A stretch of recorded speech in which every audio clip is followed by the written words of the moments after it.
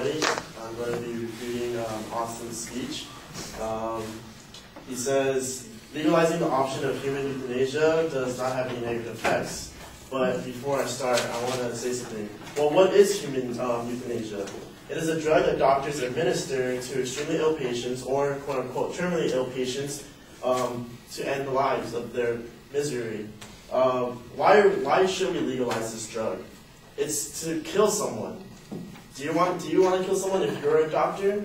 Or would you want to administer the drug to your own parent? You wouldn't want to because you want them to live, right? So his first statement, his first secondary claim states that euthanasia as an option will save you money for those who are terminally ill. His second secondary claim states that euthanasia serves only as an option to those enduring the pain and suffering of terminally ill diseases. And third, euthanasia provides a solution to the unbearable pain patients endure. To his first statement that euthanasia as an option will save you money for those who are terminally ill, I can't refute that. It's true. You do save money if you're going to take a death pill versus living on in pain. But he used this example. As an example, Barbara Wagner, an Oregon woman, was diagnosed with lung cancer. The cancer had eventually gone into remission, but then returned as a terminally ill disease. The prescription would be used to help prolong her life. The cost would be $4,000 a month, and that's a price that she couldn't afford. This was a charge her insurance was not willing to pay. However, the pills for the physician-assisted death were only about $50. Well, when I read this and when I heard about this, the first thought was, I have no choice. I have to either live in pain or live with this disease, or take a pill and just die. I don't have a choice in living longer because I don't have the money to do it. Also, as stated by Rita Maker, JD, Executive Director, and Heidi Hamlon, Policy Analyst, both of the International Task Force on Euthanasia and Assisted Suicide, stated that legalized euthanasia or assisted suicide raises the potential of a profoundly dangerous situation in which the choice of assisted suicide or euthanasia is the only affordable option for some people. Well, if the insurance company doesn't want to pay for your medical bills, then they're just going to say, here, we're going to approve this so you can die, and we can put this into someone else. His secondary claim says that euthanasia serves only as an option to those enduring the pain and suffering of terminally ill patients. It's true. It does serve as an option, but he doesn't really state what other options these patients have. He also states that this act in no way forces or tries to convince the ill patient to take this step, but instead just legalizes the action. Patients know what it's like to suffer through the pain of death. Anybody who hasn't suffered this pain has no right to force someone to stay alive who doesn't want to. Well, this pretty much goes back to the first statement, saying that, you have the choice of life or death. And there are other options that can be taken, which I will explain a little bit later. Like, if you had the choice of living or dying, to live to see your loved ones, would you want to see them? Even if you're in pain, would you want to see them? I think I would. And then in his last claim, euthanasia provides a solution to unbearable pain patients endure. Even though euthanasia provides a solution to the unbearable pain patients endure, people do not have the right to take away a living human being's life. God never said you can kill someone. God says don't kill, right? So why are we allowing someone else to kill someone because they're sick? Instead, there are other options of coping with the severe illness a person might have.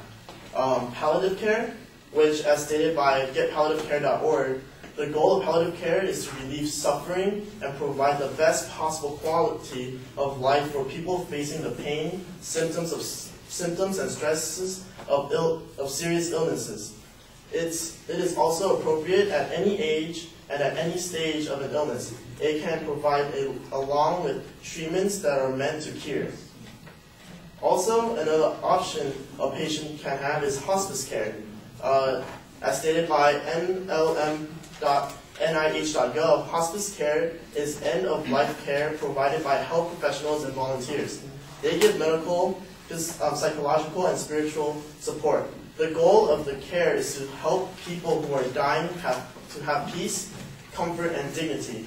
The caregivers try to control pain and other symptoms so a person can remain as alert and comfortable as possible. Hospice programs also provide a service to support a patient's family. Here are two different options that people can take that they don't have to exactly go and die. In conclusion, human euthanasia should not be legalized because it will cause potential problems with health insurance wanting to cut people off, and also there are different ways to treat an illness even if there is no cure for it. For example, what I had said before, palliative care and hospice care. Thank you.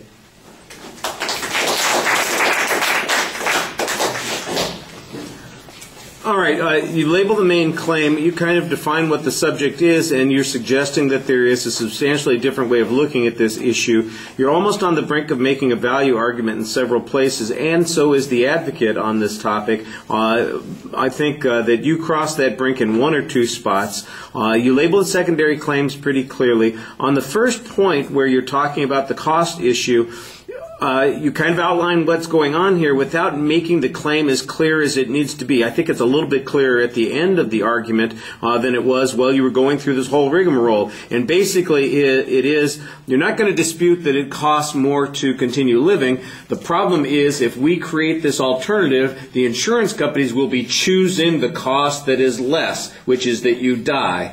That's the way you want to say that claim. Make it a simple declarative claim. It's not going to be your choice anymore. It's going to be, name an insurance company, Aetna,